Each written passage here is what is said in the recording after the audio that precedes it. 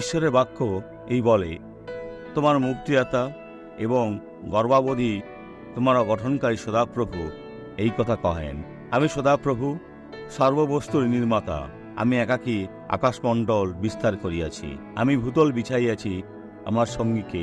তিনি আপনার জন্য কি করতে পারেন না? কোনো কষ্ট আপনাকে দুঃখিত ও দুর্দশা দিয়েছে? ভাইরা, উঠুন, ঈশ্বর আপনার জীবনে এটা করতে চান। আমেন। আপনি নিশ্চিত হতে পারেন যে ঈশ্বর আপনার জীবনে মহান কার্য করবেন। যে ব্যক্তি আশীর্বাদ লাভ করেছে তাকে দেখুন। 1 বছরেরও বেশি আমার পায়ে যন্ত্রণা ছিল। আমি হেয়ার ড্রেসারের কাজ করতাম, কিন্তু আর করতে পারছিলাম না। মন্ডলীতেও আসতে পারছিলাম না, কারণ হাঁটুতে কষ্ট হচ্ছিল। কিছুদিন ফিজিওথেরাপি করিয়েছি। এটা কি চলে গেছে? আজ খুব কষ্ট করে সোজা বাড়ি থেকে এখানে এসেছি, কিন্তু এখন ভালো লাগছে। ঈশ্বরের ধন্যবাদ। ঈশ্বরের গৌরব হোক, উনি ভালো আছেন। ভাইরা, প্রার্থনা করি। ও ঈশ্বর, স্বর্গের ঊর্ধ্বে সমস্ত নক্ষত্র, গ্রহ, ধূমকেতুর ও সমস্ত জগতের সৃষ্টিকর্তা।